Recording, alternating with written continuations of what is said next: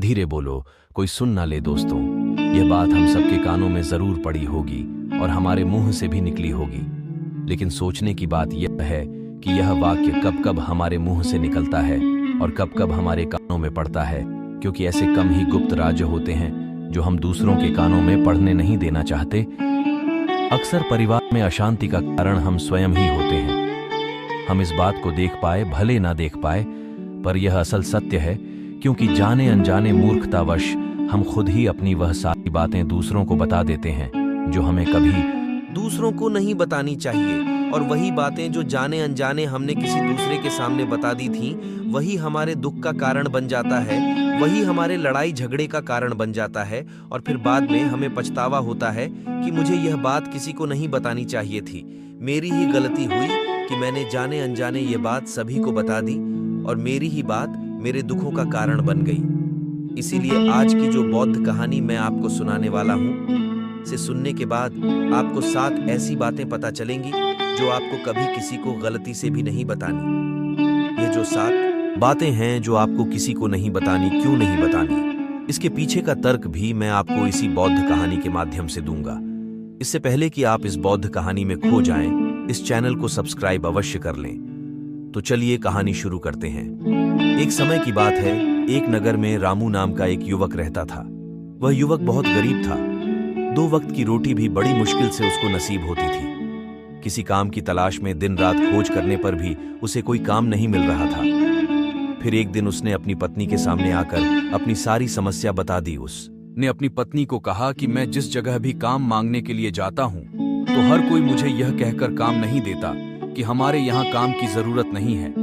मैं काम की तलाश करते करते थक चुका हूँ। मुझे समझ नहीं आता कि मैं तुम लोगों का पेट कैसे भरूं और अपने बच्चों को कैसे पालूंगी, और यह चिंता मुझे दिन रात खाई जा रही है।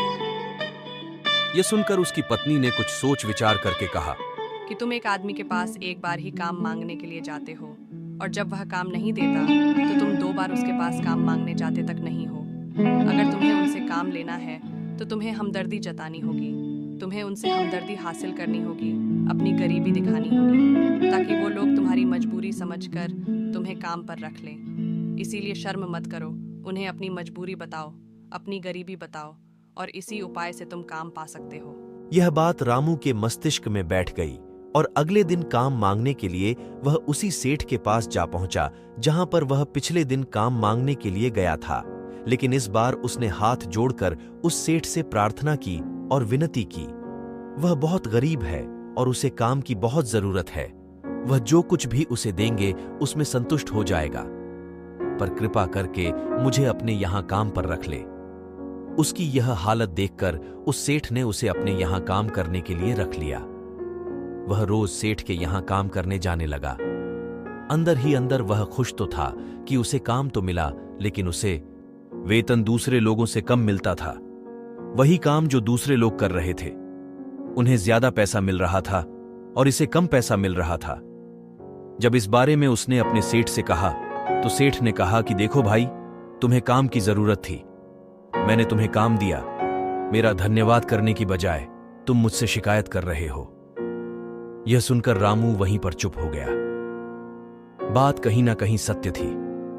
सेठ ने तो उसे उसकी मजबूरी के हिसाब से ही काम दिया था और इसीलिए वह उसे अपने अनुसार ही वेतन देता था। लेकिन धीरे धीरे उसने यह बात अपने सगे संबंधियों और अपने दोस्तों को भी बताना शुरू कर दी कि उसका सेठ कैसा आदमी है और उसे कितना वेतन देता है। समय निकलता रहा और रामू पूरी लगन के साथ अपना काम करता रहा, लेकिन अब परिस्थितियां बदलने लगी थी। सेठ अब रामू से दूसरे लोगों से ज्यादा काम लेता था और उसे कम वेतन देता था। यह बात रामू के मन को बहुत खलती थी कि वह दूसरों से ज्यादा मेहनत कर रहा है और उनसे कम वेतन पा रहा है। इससे उसके आत्मसम्मान को बहुत गहरी चोट पहुंची।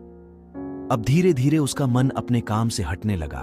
उसका मन काम में लगता ही नहीं था।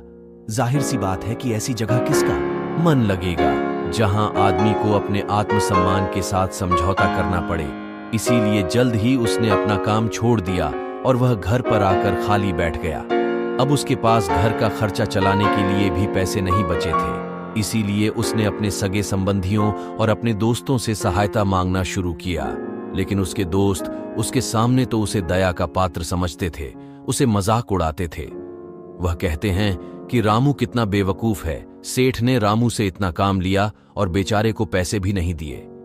अरे, हम झूठा दिलासा देते थे, लेकिन पीछे से उसका, हम इसको पैसे दे दे तो यह कल हमारा भी पैसा वापस कर पाएगा, इसके ऐसे हालात है, काम तो इसके पास कुछ है नहीं, पैसा कहां से लाकर देगा। और इसी वजह से रामू की हालात दिन बदन खराब होते जा रहे थे। अब वह दिन रात तनाव में रहने लगा था। वही उसके दोस्त, वही सगे संबंधी जो उसके अपने होने का दिखावा कर देते, वो उसे दया का पात्र समझ रहे थे। उन्हें उसके ऊपर तरस आ रहा था। सब लोग आकर उसे ज्ञान तो बहुत देते थे, लेकिन कोई सहायता नहीं करता था, और अक्सर ऐसा ही। लेकिन मदद करने वाले हाथ पकड़कर, उंगली पकड़कर आगे चलाने वाले कितने लोग मिलते हैं। एक दिन रामू को पता चला कि पड़ोस के गांव में एक बौद्ध भिक्षु आया हुआ है जो बहुत ही ज्ञानी है। रामू इतनी परेशानी में था कि उसे कोई रास्ता नजर ही नहीं आ रहा था। इसीलिए जाने या अनजाने वह उस बौद्ध भिक्षु के पास पहुंच जाता है। वहां पहुंचकर वह सीधे बौद्ध भिक्षु के पैरों में गिरक रोने लग जाता है। वह रोते रोते उन्हें अपनी सारी परेशानी बताता है। उसे बताता है कि किस तरह उसके सेठ ने उसका फायदा उठाया और उसके सगे संबंधी उसके साथ कैसा व्यवहार रखते हैं। सारी बातें सुनकर बेभिक्षु ने उसे शांत कराते हुए कहा कि बेटा, यह सारी समस्याएं तुम्हारी बुद्धिहीनता, तुम्हारी मूर्खता के कारण उत्पन्न हुई है।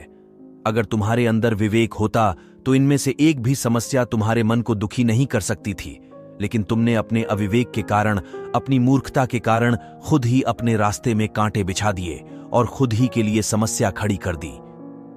आज मैं तुम्हें ऐसी 7 बातें बता रहा हूं जो भूलकर भी किसी को मत बताना, और इन बातों का अनुसरण करते हुए तुम बाहर से मिलने वाले दुखों को दूर कर सकते हो जो बेवजह दुनिया की वजह से तुम्हारे अंदर पनपते हैं।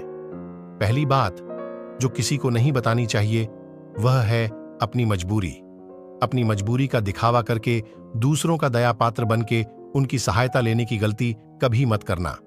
हो सकता है कि आज वह तुम्हारी मजबूरी देखकर तुम्हारी सहायता कर दें, लेकिन कल वह तुम्हारा फायदा उठाने से भी नहीं चुके, और अगर फायदा भी नहीं उठाया तो दूसरों के सामने तुम्हारा मजाक बनाने में वह आदमी कभी नहीं चुके। इसीलिए कभी भी अपनी मजबूरी का दिखावा मत करो और अपने दुख सुख किसी को मत बताओ। अगर घर में 2 सूखी रोटी है तो वही